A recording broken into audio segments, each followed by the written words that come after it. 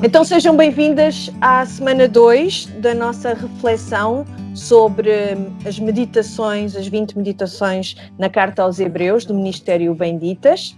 O meu nome é Adelaide, sou casada com o Tracy e tenho o Kyle, que tem 10 anos e pertenço à liderança das Mulheres da Igreja da Lapa.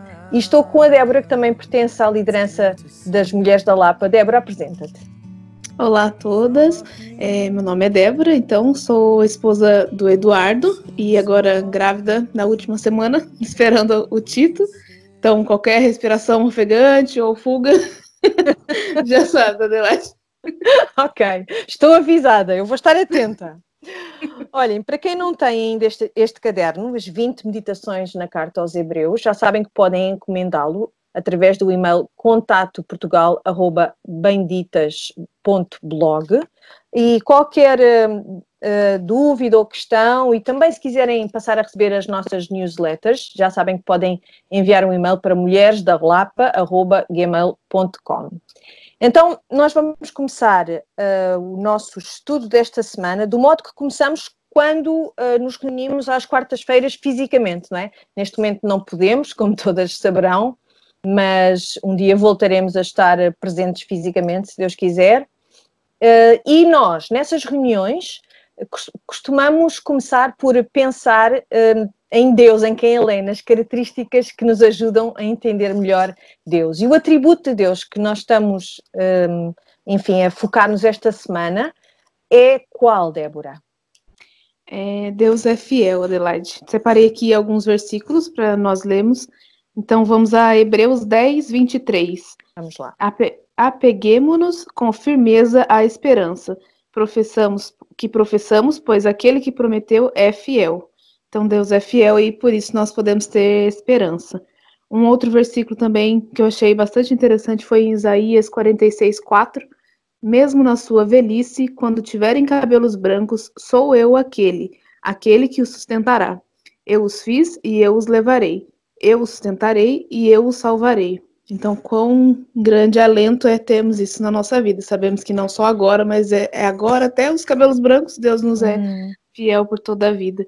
Em Números 23, 19, esse também é bem conhecido. Deus não é homem para que minta, nem filho do homem para que se arrependa. Acaso ele fala e deixa de agir? Acaso promete e deixa de cumprir? Então Deus é fiel e ele cumpre todas as suas promessas. Também em 2 Timóteo 2, de 11 a 13, fiel é esta palavra. Se já morremos com ele, também viveremos com ele. Se perseverarmos, também com ele reinaremos. Se o negamos, ele por sua vez nos negará. Se somos infiéis, ele permanece fiel, pois de maneira nenhuma poderá negar-se a si mesmo. Então, Deus é fiel apesar de nós não sermos fiéis, né, como ele. E eu gostaria de orar sobre esse atributo que nós temos tanta certeza de que Deus nos comunica, né? É um atributo que nós queremos mesmo e podemos depositar nossa confiança. Okay. Vou orar. Deus Pai, obrigado porque as tuas palavras, Deus, nos acalmam o coração, nos trazem confiança, Deus, e nos trazem perseverança, não só para esses dias, Deus, mas para todos os dias das nossas vidas. Obrigado porque o Senhor é conosco, Deus, desde que estamos no ventre das nossas mães até a nossa morte. Deus, estaremos contigo sempre, reinaremos contigo, Deus, e nós queremos crer nas tuas promessas, Deus, e também buscar ser fiéis ao Senhor, que é um Deus que não falha, que não mente, Deus, que não volta atrás na sua palavra. Que o Senhor nos conceda, Deus, essa capacidade de chegarmos diante de ti, Deus, com essa fidelidade, Deus, e honrarmos o Senhor pelo que o Senhor é e por esse Deus fiel que nós temos servido. É isso que eu agradeço e peço em nome de Jesus. Amém. Amém. Então vamos continuar para um momento de oração, mais um momento de oração que nós gostamos sempre de ter quando estamos fisicamente umas com as outras e que queremos continuar a ter virtualmente, que é um momento em que nós oramos pelas coisas que mais se calhar têm estado na nossa mente, no nosso coração nos últimos tempos, não é? Esta questão da Covid-19 e de toda a instabilidade que tem trazido às vidas de tantas pessoas, crentes e não crentes.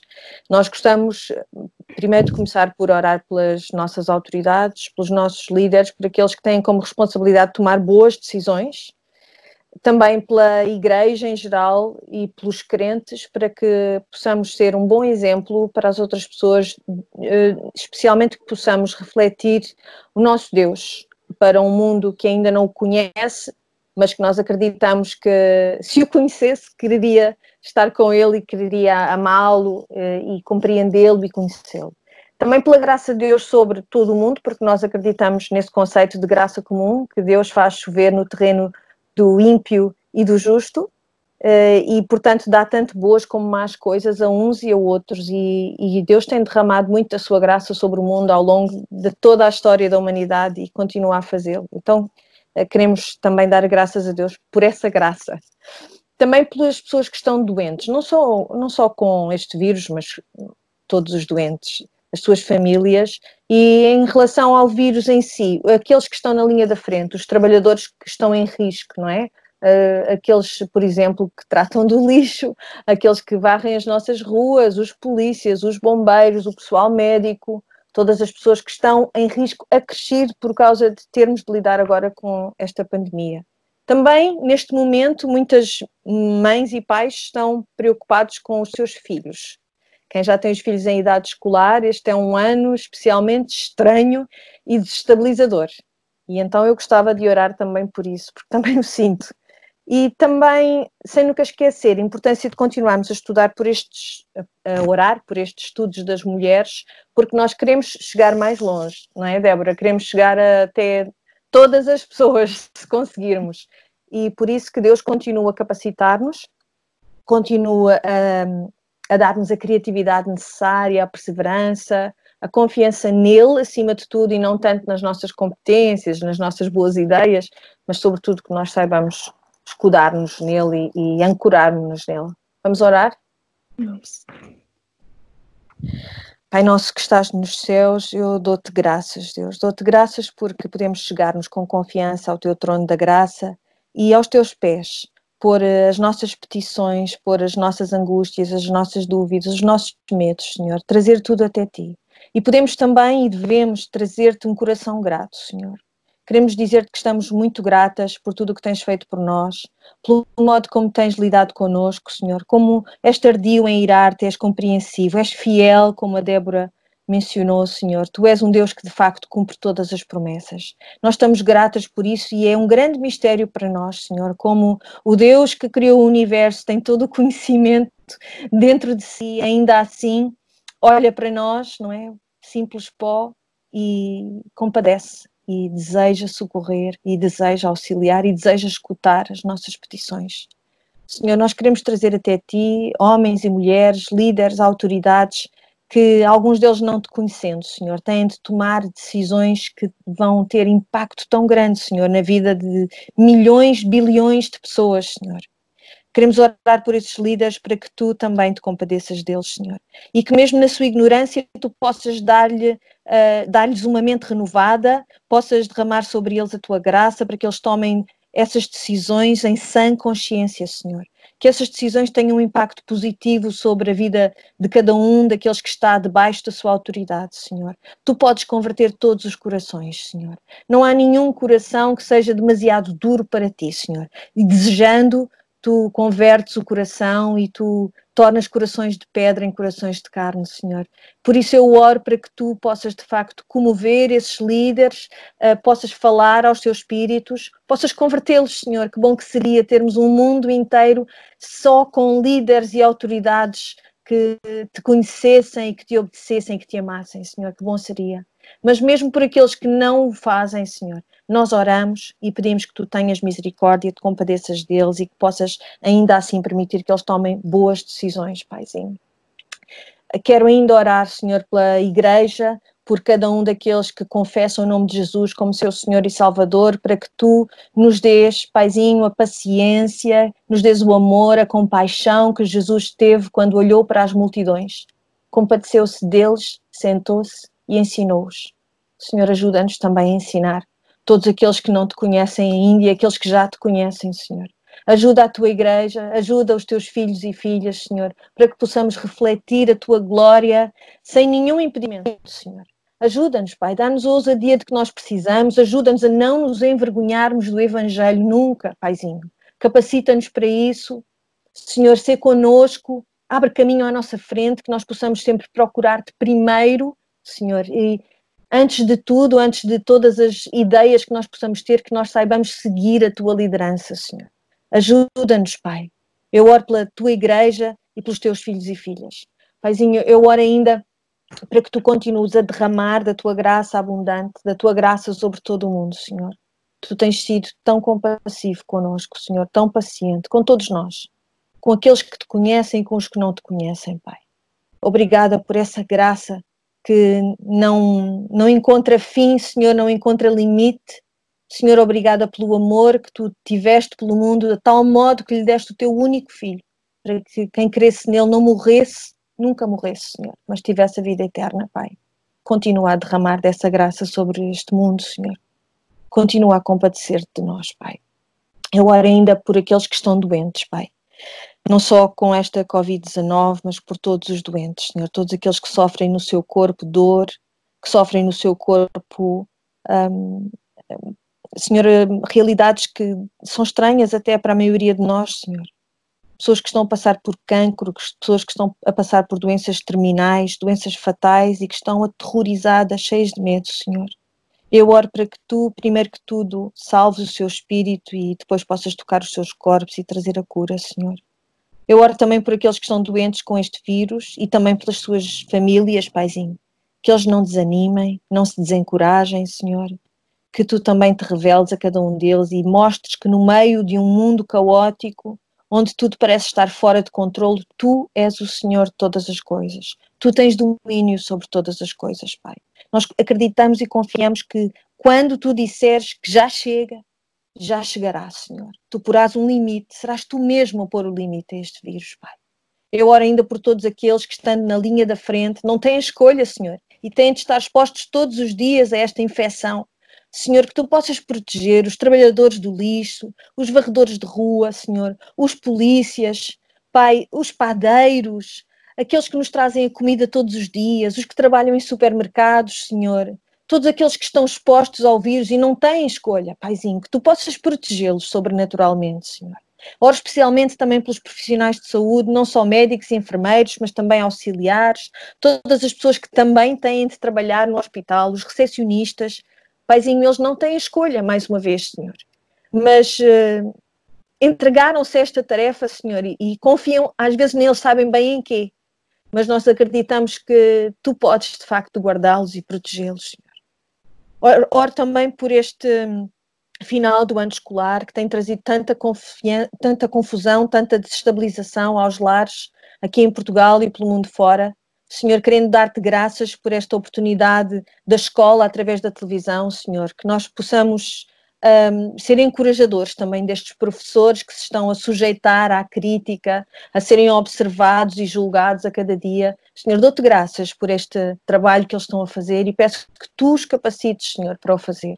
Dou-te graças também porque permitiste que houvesse uma maneira para tantas pessoas de estarem em casa, a darem apoio aos seus filhos, e oro por cada uma destas crianças para que elas possam também, ao invés de sentirem a perturbação, Senhor, stress, ansiedade em relação a tudo isto, tu possas vir sobre eles, o teu espírito sobre eles e trazer-lhes paz, Senhor.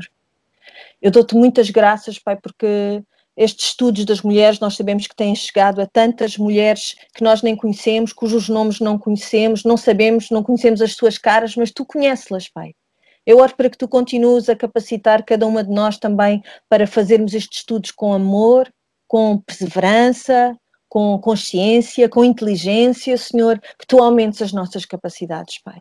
Eu trago todas estas coisas até ti, confiando que tu nos escutas, confiando que aquilo que tu pediste que nós fizéssemos foi que trouxéssemos até ti as petições. E é isso que eu estou a fazer, Senhor. Pedindo e orando no nome santo do teu Filho Jesus. Amém. Amém. Ok, então, vamos ao nosso estudo? Vamos a isso. vamos lá, nós vamos começar então com a meditação do dia 3, que tem como título Jesus, o Homem. Ela é da Débora Duarte, que faz parte do Ministério das Benditas. E em termos da passagem bíblica na qual nós nos vamos focar, vai ser Hebreus 2, de 9 a 18. E como esta meditação se chama Jesus, o Homem, eu pensei muitas vezes numa conferência que aconteceu aqui na Igreja da Lapa, em Portugal, há uns anos atrás, e que eu julgo que marcou muitos de nós. Foi o pastor Tiago Oliveira que a ministrou. Foi uma conferência em 4 sessões e ela vai estar disponível no final deste vídeo. São links para o YouTube para essa conferência, para que aquelas que tiverem mais desejo, vontade, curiosidade de saber mais sobre a humanidade de Jesus, porque eu acho que é um grande mistério sobre o qual nós poucas vezes nos debruçamos. Muitas vezes olhamos para tudo aquilo, eu falo por mim, que Jesus fez e penso, está bem, mas foi fácil para ele, porque ele era Deus. Ok, ele era Deus, Adelaide, mas ele também era homem, e completamente Deus e completamente homem. Ele foi tentado, como nós fomos, e ainda assim resistiu à tentação. E nós vamos falar sobre isso ao longo deste estudo também. Mas no final, então, do vídeo de hoje, vão haver ligações para esses outros vídeos, caso alguém esteja interessado. Débora, o que é que te impressionou mais esta semana? Tem um pouco a ver com o que disseste, Adelaide, sobre a humanidade de Cristo, né? E de fato me impressiona, como lemos no capítulo 2, verso 11, que Jesus não se envergonha de nós. Não é como se ele não tivesse motivos, né? Eu acredito que todos nós somos mesmo pecadores e, de fato, damos motivos. Somos motivos de vergonha. Se formos pensar, não há nada de bom em nós, né? Nós temos o mal em nós. E antes disso, ele nos trata como irmãos, e ainda como um irmão mais velho, que ele é, e em sua humanidade ele conhece, tem empatia pelas nossas fraquezas, pelos nossos sofrimentos, e ainda nos mostra o caminho até o Pai. Então isso foi mesmo que chamou a atenção essa semana. Vamos à pergunta 2? Vamos. A pergunta 2 pede para irmos até João 10, 22 a 38, para vermos como as palavras do autor de Hebreus não estão só em linha com o Antigo Testamento, mas refletem perfeitamente a teologia de Jesus acerca da sua união com o Pai. Que pontos em comum encontraste aí, Adelaide? Olha, eu sei que este quadro estava assim num tamanho um pouco reduzido. Eu, pelo menos, tive alguma dificuldade, tive que escrever muitas coisas assim por baixo. Vamos lá ver se eu não me baralho naquilo que encontrei. Nós já fornecemos as referências, não é? De facto, para facilitar, senão seria um trabalho demasiado moroso. Mas pegando então nas referências de Hebreu 2, 9 a 18, e começando pelo versículo 9, como o quadro nos pede aqui, a ideia-chave que eu encontrei, e se houver alguma outra diferente do que eu estou a dizer, diz, está bem? Porque pode ser que até, acredito que pode enriquecer bastante. Então, a ideia-chave que eu encontrei no versículo 9 foi: Jesus está coroado de glória e honra. As outras referências que nós damos para o Novo Testamento, que corroboram esta ideia, e se calhar até a expandem um pouco, estão em João 17, 5, em Apocalipse 19, 11 a 16 e em Marcos 13 a 26. E nós vamos pôr no vídeo por baixo uma legenda com estas referências. Não fiquem aflitas se não apanharam isto que eu acabei de dizer. E as ideias-chave dessas passagens que eu encontrei foram as seguintes: Jesus foi destituído da glória por Deus Pai, foi o próprio Deus Pai que o destituiu dessa glória. Jesus está agora coroado de glória, corrobora aquela ideia do versículo 9 em Hebreus, e em Apocalipse regressará como Rei dos Reis e Senhor dos Senhores. Então houve uma destituição da glória, mas ele está e estará coroado de glória e de honra. Mas foi preciso que ele passasse por essa destituição da glória para chegar a esse momento. Depois, no versículo 11, a ideia-chave que eu encontrei foi que temos o mesmo Pai que Jesus. Encontraste algo diferente? Não, acho que está. Ok, temos o mesmo Pai que Jesus. As referências que nós dávamos foram João 17, 23 e também capítulo 20 de João, a segunda parte do versículo 17, 17b, e ainda Lucas 11, 2 a 4. As ideias-chave que eu identifiquei nestas passagens foram: Deus Pai ama-nos como ao seu Filho, assim como ama a Jesus, ama-nos a nós. O nosso Pai é o Pai de Jesus. Lá está aquela ideia que me ficou tão evidente para mim esta semana. E o nosso Deus é o seu Deus. Depois, nos versículos 15 e 17 de Hebreus, do capítulo 2, as ideias-chave que eu encontrei foram: Cristo libertou-nos do medo da morte, que é, para mim, extraordinário, tinha de ser semelhante a nós para alcançar o perdão dos nossos pecados. Então, ele libertou-nos do poder da morte e do medo da morte, e ele tinha, de facto, de ser um homem como nós para alcançar o perdão dos nossos pecados. As referências estão aqui no nosso quadro: Lucas 24, João 16, Mateus 26, e as ideias-chave que eu identifiquei nessas referências foram: estava escrito que o Messias tinha de morrer pelos pecados de todos. Isto, atenção, até agora são tudo palavras de Jesus, que nós encontramos nos Evangelhos, não é? Estava escrito que o Messias tinha de morrer pelos pecados de todos. O diabo já foi condenado por Jesus, que é um cumprimento da promessa que foi dada em Gênesis 3, não é? Ao mesmo tempo que houve a maldição, também houve uma promessa que Deus trouxe, graças a Deus por essa promessa, apensa a essa maldição, que foi de que o filho de Eva iria esmagar a cabeça da serpente. Depois, na ceia, na última ceia, e na ceia que nós celebramos na igreja, não é? Em comunhão com uns com os outros, vemos que, nas palavras também de Jesus, o sangue de Jesus foi derramado pelos nossos pecados. Então, está em linha com aquilo que estava a ser dito nos versículos 15 e 17 de Hebreus 2. No versículo 18, por último, Jesus foi tentado e, por isso, ele pode socorrer-nos. Porque ele passou por essa tentação e venceu-a, Jesus pode socorrer-nos. E as referências do restante do Novo Testamento eram em Lucas 4 e também Mateus 4 e Mateus 26. Então, vemos nestas referências que Jesus foi, de facto, tentado pelo diabo, porque estas passagens têm a ver com a tentação de Jesus no deserto. E foi tentado e venceu essa tentação. E, atenção, ele foi submisso ao Pai. Toda a resposta que ele ia dando ao diabo, lembras-te, na tentação, era sempre a palavra, sempre a palavra, sempre a palavra, não é? Isso mostra a tua submissão a Deus. E com isso ele venceu a tentação. Ele venceu a tentação. Com a força da palavra, com o poder da palavra, com a espada que é a palavra. Isso também é um encorajamento para mim. Olha, e agora vamos para a pergunta 3, estou a dizer bem, não é? A autora da meditação fala de Jesus como o nosso irmão mais velho, e a pergunta 3 tem como foco o facto de Jesus não se envergonhar de nós. Então, fomos a João 15:15 e a Romanos 1:16. Tu foste encorajada por estas referências, Débora. O que é que encontraste aqui que tu queiras partilhar connosco? De certo que sim, é mesmo um encorajamento, porque ser chamado de irmão, amigo, ao invés de servo, é mesmo assim, e é com quem agora se é partilhado, né, a respeito de Deus, e é o que ele nos diz, sem dúvida, o que podemos chamar de graça imerecida. Né? Sem dúvida, não temos mesmo como agradecer essa graça. E dessa forma, mesmo que sejamos perseguidos por esse evangelho, de maneira nenhuma deveríamos nos envergonhar ou temer algo que é a nossa salvação, né? Não temos mesmo motivo para isso. Ele é o autor da nossa salvação, né? E nosso irmão nos chama de amigos, então temos que ter Cristo por defesa, né? Sempre. É verdade. Tu chegaste a fazer o estudo do livro de Josué connosco? Não estava cá. Ok, então na pergunta eu falava nesta referência do livro de Josué e escrevemos: se estudaste Josué connosco, lembras-te de quem mais passou por esse processo na queda de Jericó. É uma mulher e está na genealogia de Jesus. Bom, algumas lembrar-se-ão que era Raabe. Raabe era uma estrangeira, como nós somos, não é? Nós, nem tu nem eu, não sei, julgo que não nasceste no judaísmo, ou nasceste? Não. Então, era Raabe, assim como nós, uma estrangeira, não é? Alguém que vem de fora, gentia, e ela foi alguém que, pelo temor a Deus que ela demonstrou e pela confiança, pela fé, diz a própria palavra, pela fé ela foi justificada.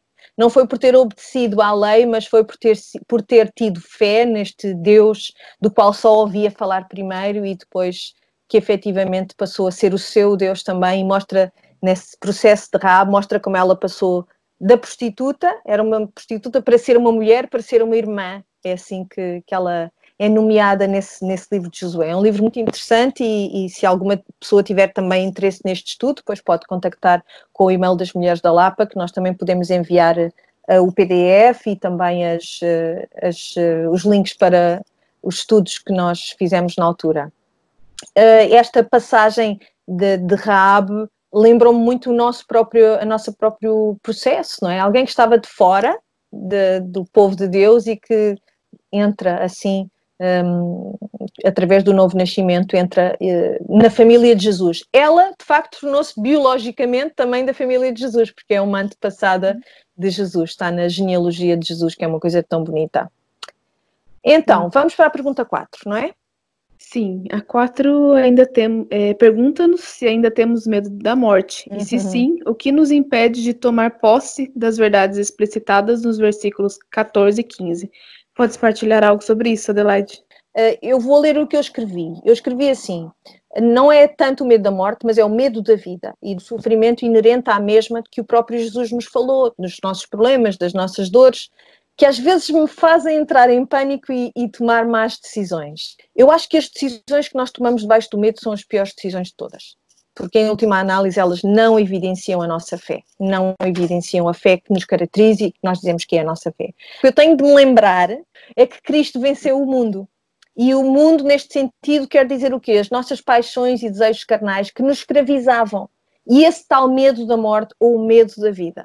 E o próprio Jesus disse, portanto, venci o mundo tendo bom ânimo. Então, tendo bom ânimo, irmãs, porque o Senhor venceu o mundo. Nós não temos, de facto, de ter mais medo da morte, mas, acima de tudo, e esta é para mim, não tenho de ter mais medo da vida.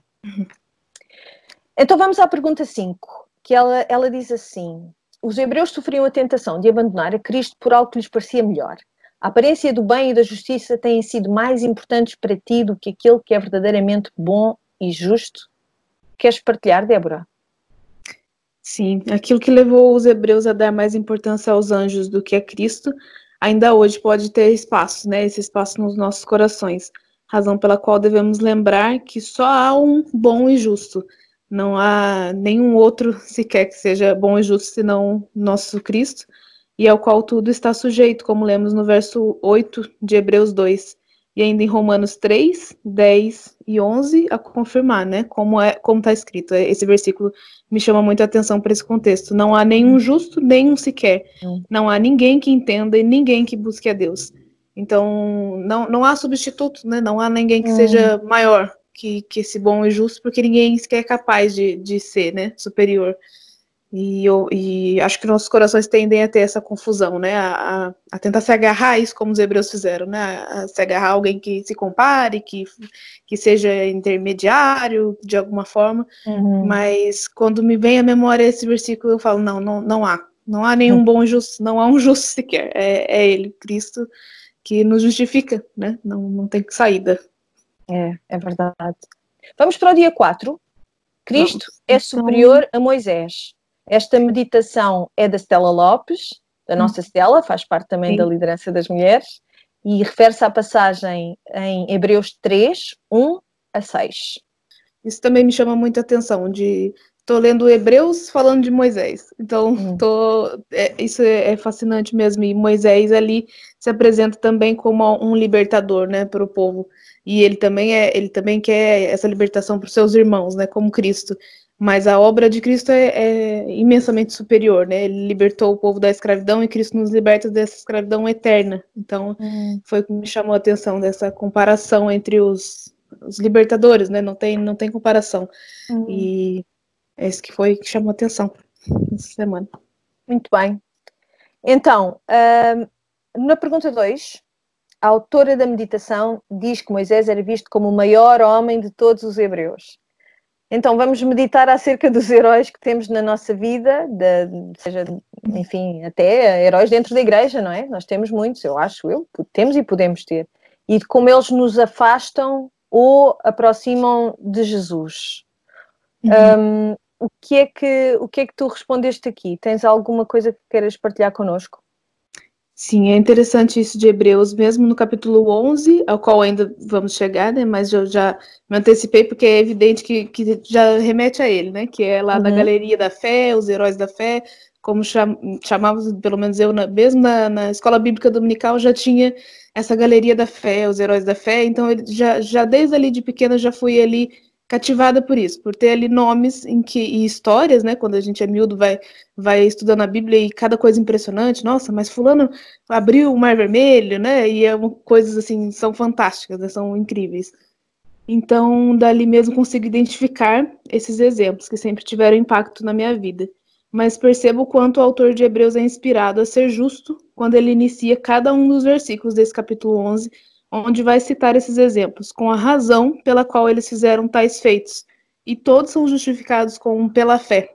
Então, quando ele vai dizer de Moisés, quando ele vai dizer de Abraão, todos os versículos começam com pela fé. E é o motivo de todos esses feitos incríveis terem acontecido. Não foi porque o homem era incrível, mas porque aquele Deus, porque aquela fé é que moveu esses eventos, né?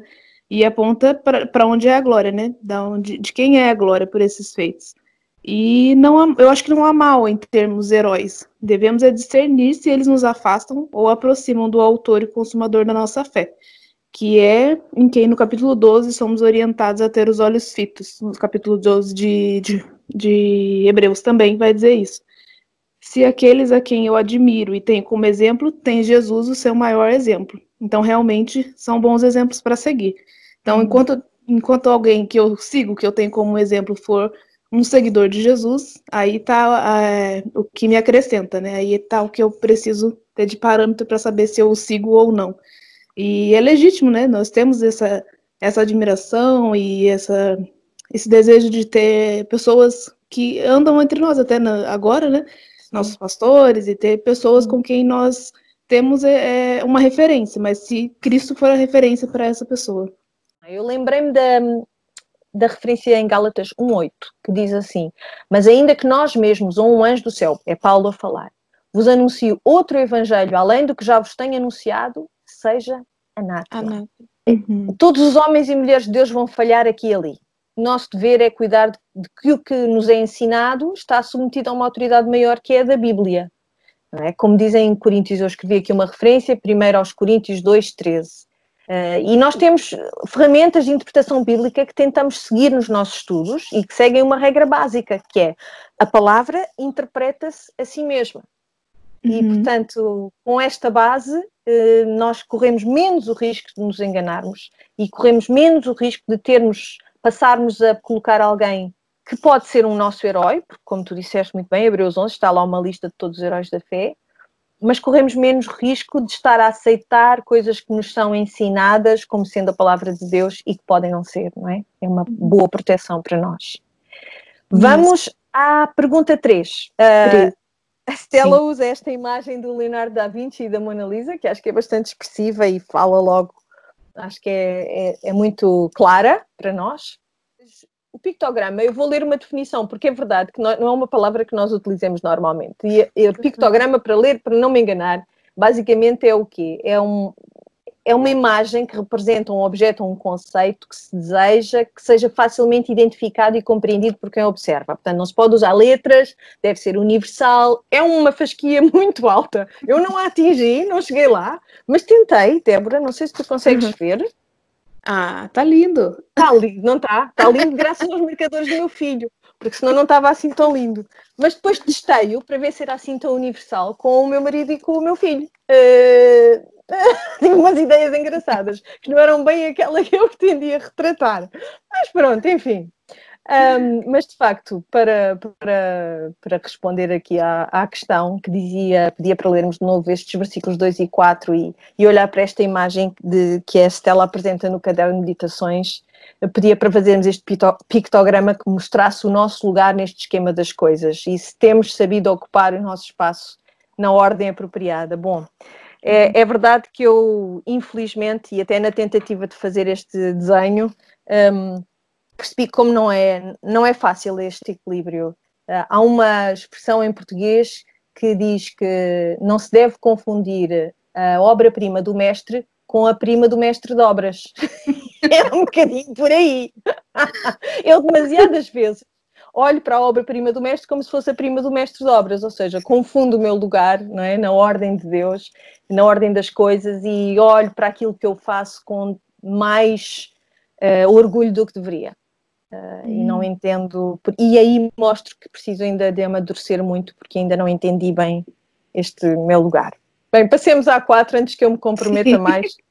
A 4 diz o seguinte: o testemunho de Moisés apontava para Cristo e não para si mesmo. Moisés era e é considerado o servo fiel em tudo na casa de Deus, segundo a tradução da Bíblia para Todos. De que modo é que o teu testemunho, a tua vida, o teu andar, o teu falar, reflete essa fidelidade que tu deves ao Senhor? E depois pedíamos para pensarmos nas redes sociais, nos nossos vizinhos e amigos, que imagem é que têm de ti? O teu Deus é quem é mais visível? Ai, Débora, queres arriscar responder a isto? É daquelas que a gente pulava, né? Se tivesse oportunidade. Porque não é bonito. É sem dúvida, para mim, assim, a inconstância é o que é o maior desafio. E recaídas, assim, em lições já aprendidas são o que me cansam, assim, são mesmo cansativos. Mas, graças a Deus, essa caminhada é na dependência de um Deus paciente. Porque, olha, se não fosse mesmo cheio de misericórdia e amor. Então, eu lembrei-me também de um conhecido versículo que me motiva a não desistir da luta contra essa minha inconstância, né? Fica em Mateus 5,16. Assim brilhe a vossa luz diante dos homens, para que vejam as vossas boas obras e glorifiquem vosso Pai que está nos céus. Então, vencer esse desafio da inconstância e seguir em obediência deve ser motivado por algo maior, como mostrar Cristo, e não para dizer que eu venci e superei esse desafio, né? Se não for para fazer a luz de Cristo brilhar em mim, se isso não for o motivo, a vaidade e todas as outras coisas vão falhar. Todas as motivações vão ficar e não vai ser fácil, né? Já não é. Bem, vamos à última pergunta, à pergunta 5. Que diz, reflete como sugere a autora desta meditação. Será que temos tendência de distrair-nos com a glória da casa em vez de fixar os nossos olhos no construtor? Identifica quais coisas, objetivas ou subjetivas, mesmo que boas, ocupam o lugar da incomparável glória de Jesus na tua vida. E agora? Não é por acaso que Hebreus inicia esse capítulo exortando-nos, né? Eles nos exortam, fixa os olhos em Jesus.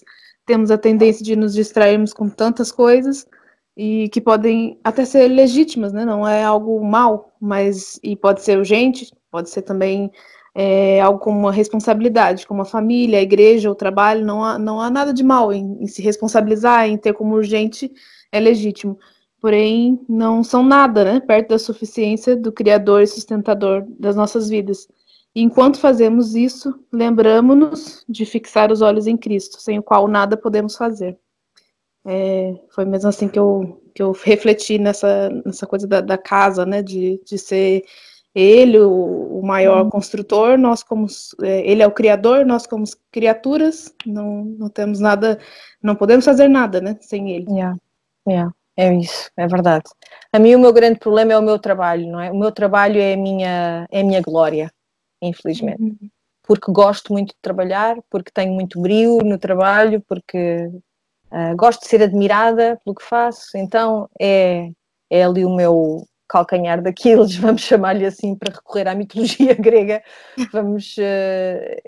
é uma coisa má, porque sendo ótimo ter trabalho, estou muito grata a Deus, é mau quando ele serve para me promover ou para me destacar dos outros de um modo que distrai da glória de Deus e me faz olhar mais para mim, enquanto eu é que sou a construtora, quando na verdade é Deus que está a fazer todas estas coisas na nossa vida. Vamos orar? Vamos. Pai do céu, nós damos-te graças, Senhor. Damos-te graças porque, de facto, o teu Filho Jesus é que é o autor e consumador da nossa fé, Senhor. Damos-te graças porque tu sempre falas ao nosso espírito quando nos vangloriamos de coisas que são vãs, Senhor, de coisas das quais não devemos vangloriar-nos, das coisas que és tu que nos dás e nós pensamos que é o esforço do nosso trabalho que nos concede, Senhor. E por isso pedimos perdão, Senhor, por isto. Quando deixamos que a glória das coisas que nós fazemos brilhe mais do que a tua glória, Senhor. Ajuda este nosso coração que tem tantas inclinações que, sendo naturais, não são boas, Senhor. Ajuda, Senhor, cura-nos deste mal, Pai. Ajuda-nos a lembrarmos quem nos libertou da escravidão do pecado, quem nos libertou da morte, quem nos libertou do medo da morte e do medo da vida, Senhor.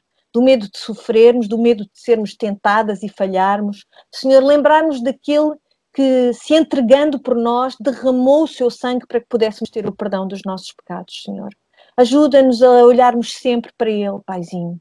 Ajuda-nos a ansiarmos, a almejarmos, a desejarmos em todas as coisas que aquilo que nós fazemos, Senhor, que aquilo que nós fazemos, o que dizemos, o que falamos, o que pensamos, todas as nossas obras, enfim, Senhor, sejam obras boas, sejam obras que refletem o Teu Filho Jesus, refletem o Seu amor, refletem o Seu sacrifício, refletem a Sua entrega, refletem o Seu trabalho e não o nosso trabalho, Pai. Queremos dar-te graças porque através da Tua palavra nós somos exortadas, somos corrigidas e disciplinadas, Senhor. Através da Tua palavra nós podemos crescer em maturidade na fé, Senhor, para que possamos começar já não só a beber leite, mas carne espiritual, Senhor. Ajuda-nos neste processo, Pai. Traz-nos a humildade que nós precisamos. Foi a humildade que o próprio Moisés aprendeu. Senhor, ajuda-nos em todas as coisas a encontrarmos o nosso lugar na criação que Tu criaste, Pai. De que Tu és o autor, Senhor. Ajuda-nos a encontrar esse lugar de Tuas filhas.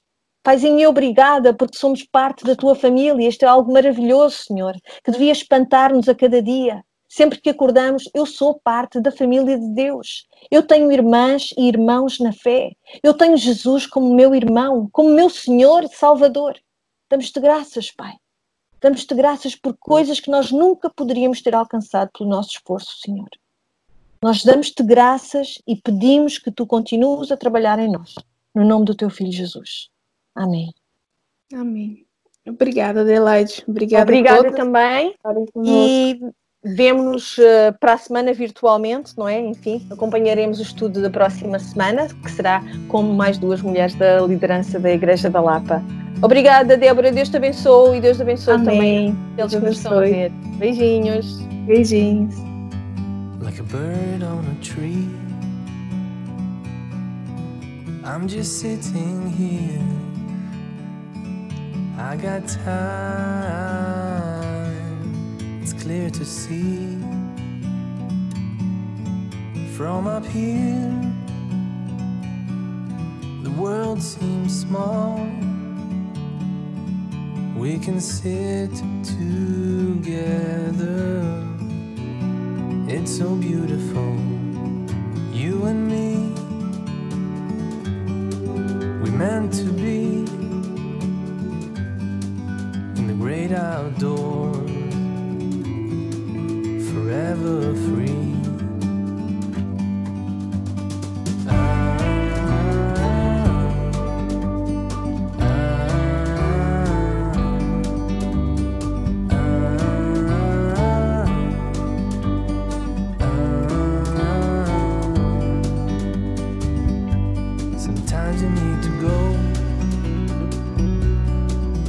Take a step back to see the truth around you. From a distance you can tell.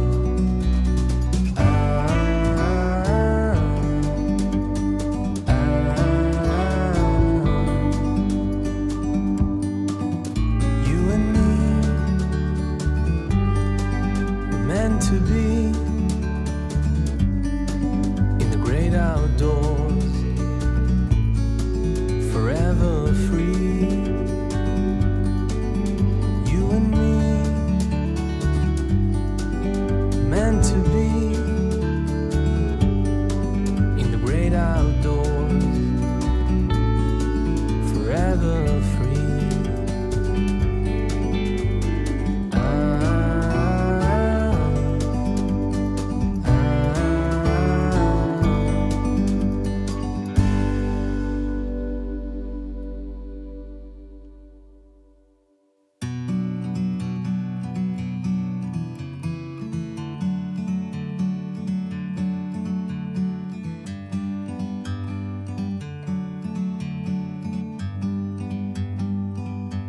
Like a bird on a tree, I'm just sitting here. I got time, it's clear to see. From up here, the world seems small. We can sit together. It's so beautiful, you and me. meant to be in the great outdoors, forever free.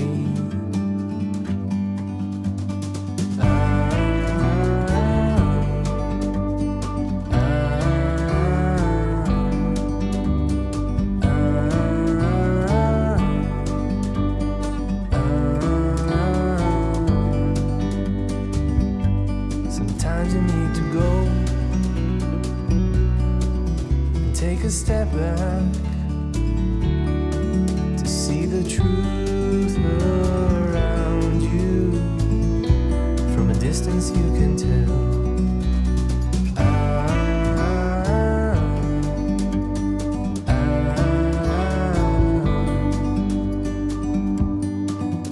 You and me were meant to be in the great outdoors, forever free. You and me, meant to be in the great outdoors, forever free.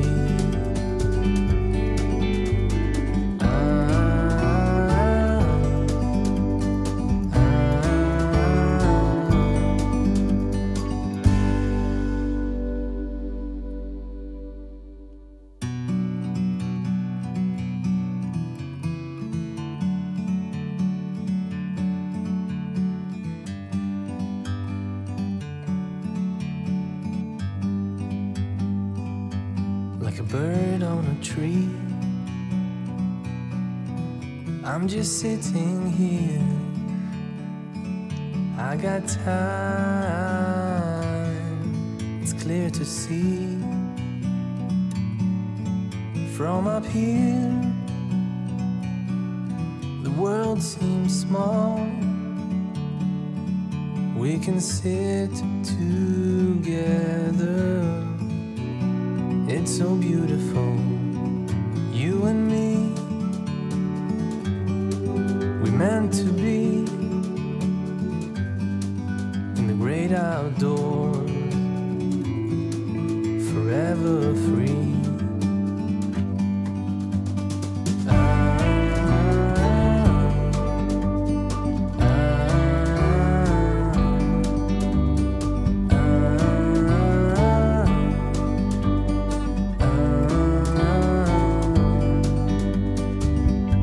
Sometimes you need to go